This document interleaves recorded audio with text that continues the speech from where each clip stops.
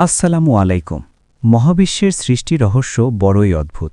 আমরা আমাদের চারপাশের প্রকৃতি ও জীবজন্তু দেখে অভ্যস্ত, কিন্তু আপনারা কি জানেন কিয়ামতের ঠিক আগ মুহূর্তে এমন একটি দিন আসবে যেদিন পৃথিবীর বুক চিরে বের হয়ে আসবে এক অদ্ভুত প্রাণী, যার নাম দাব্বাতুল আর্দ। এটি কোনো সায়েন্স ফিকশন বা রূপকথা নয়, বরং পবিত্র কোরআন ও হাদিসে বর্ণিত এক জ্বলন্ত সত্য। আজকের আলোচনায় আমরা জানব এই রহস্যময় জন্তুটি আসলে কি, এটি দেখতে কেমন হবে এবং এর ভয়ঙ্কর কাজগুলো কি হবে। দাব্বাতুল আর্দ কি?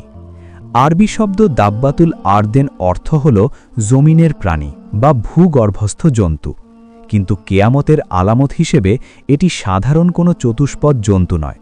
এটি হবে আল্লাহর এক বিশেষ কুদরত বা অলৌকিক নিদর্শন। যখন পৃথিবীতে পাপাচার চরমে পৌঁছাবে, মানুষ আল্লাহকে ভুলে যাবে, ঠিক তখনই আল্লাহ তাআলা সতর্কবার্তা হিসেবে এই জন্তুটিকে পাঠাবেন। পবিত্র কোরআনের সূরা আন-নামল এর 92 নম্বর আয়াতে আল্লাহ স্পষ্ট ঘোষণা দিয়েছেন, যখন তাদের উপর আমার বাণী বা আযাব কার্যকর হওয়ার সময় আসবে, তখন আমি তাদের জন্য জমিন থেকে একটি দাব্বা বা জন্তু বের করব, যা তাদের সাথে কথা বলবে, কারণ মানুষ আমার নিদর্শনসমূহে বিশ্বাস করত না। এই আয়াত থেকে বোঝা যায় এই প্রাণীটি মানুষের ভাষায় কথা বলবে, যা সাধারণ কোনো পশুর পক্ষে অসম্ভব। আগমনের সময়কাল। এখন প্রশ্ন হলো, এই প্রাণীটি কখন আসবে? রাসূলুল্লাহ সাল্লাল্লাহু আলাইহি ওয়াসাল্লাম কেয়ামতের 10টি বড় আলামতের কথা বলেছেন, তার মধ্যে দাব্বাতুল আর্দ অন্যতম। সহিহ হাদিস অনুযায়ী এই ঘটনাটি ঘটবে একেবারে শেষ সময়। ইসলামী স্কলারদের মতে যখন পশ্চিম দিক থেকে সূর্য উঠবে, ঠিক তার পরপরই এই জন্তুটি বের হবে। পশ্চিম আকাশে সূর্য ওঠার মাধ্যমে তওবা বা ক্ষমার দরজা চিরতরে বন্ধ হয়ে যাবে। এরপর আর কারো ঈমান কবুল হবে না। ঠিক সেই সময়ে মানুষের বিভ্রান্তি দূর করতে এবং সত্য মিথ্যা আলাদা করতে এই জন্তুটি প্রকাশিত হবে। কোথা থেকে বের হবে? বিভিন্ন হাদিস ও আসার থেকে জানা যায়, মক্কা মোকাররমার সাফা পাহাড় ফেটে এই জন্তুটি বের হয়ে আসবে। কেউ কেউ বলেন এটি অন্য কোনো বড় মসজিদ বা পবিত্র স্থান থেকেও বের হতে পারে, তবে সাফা পাহাড়ের মতটি অধিক শক্তিশালী।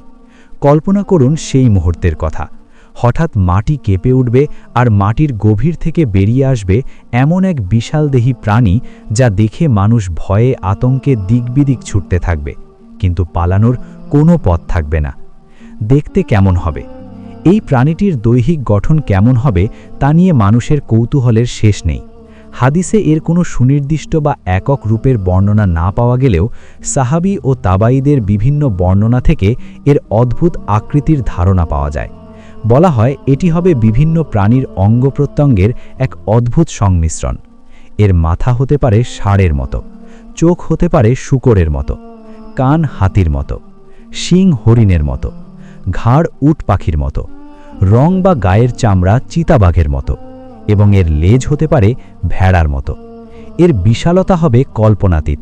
এটি এত দ্রুত গতিতে চলবে যে কোনো দ্রুতগামী ঘোড়া বা আধুনিক যানবাহনও এর নাগাল পাবে না। তবে এর প্রকৃত রূপ আল্লাহই ভালো জানেন। মূল কথা হলো, এটি দেখলেই মানুষ বুঝতে পারবে যে এটি আল্লাহর পক্ষ থেকে আসা এক অলৌকিক নিদর্শন। জন্তুটির কাজ কি হবে? সবচেয়ে বিস্ময়কর বিষয় হলো এই জন্তুটির কাজ। বন্য প্রাণীর মতো এটি কাউকে কামড়াবে না বা খেয়ে ফেলবে না।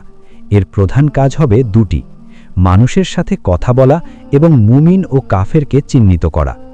রাসূলুল্লাহ সাল্লাল্লাহু আলাইহি ওয়াসাল্লাম বলেছেন, দাব্বাতুল আর্দ বের হবে এবং তার সাথে থাকবে হযরত মূসা আলাইহিস সালামের লাঠি এবং হযরত সুলাইমান আলাইহিস সালামের আংটি।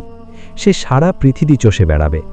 যখন সে কোনো মুমিন বা বিশ্বাসী ব্যক্তির দেখা পাবে, তখন হযরত মূসা আলাইহিস সালামের লাঠি দিয়ে তার কপালে স্পর্শ করবে। এতে মুমিনের চেহারা উজ্জ্বল নক্ষত্রের মতো বা নুরানি হয়ে জ্বলজ্বল করবে। তার কপালে লেখা ভেসে উঠবে মুমিন।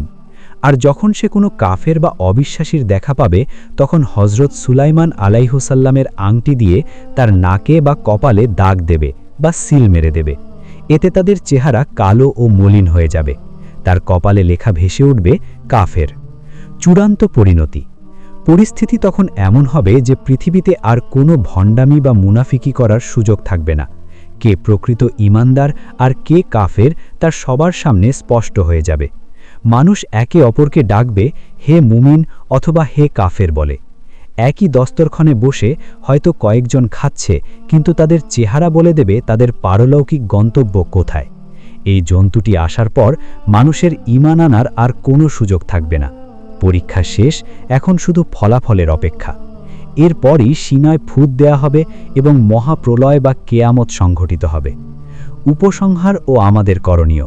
প্রিয় দর্শক, দাব্বাতুল আরদের আগমন আমাদের জন্য এক চরম সতর্কবার্তা। আমরা জানি না সেই সময় কত দূরে, হতে পারে খুব কাছে, আবার হতে পারে দূরে। কিন্তু আমাদের ব্যক্তিগত কেয়ামত বা মৃত্যু যে কোনো মুহূর্তেই আসতে পারে।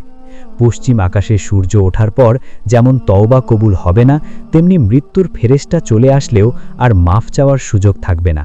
তাই আসুন এই ভয়ানক দিন আসার আগেই আমরা নিজেদের শুধরে নিই, আল্লাহর কাছে খাঁটি মনে তওবা করি এবং ঈমান ও আমলের উপর অটল থাকি।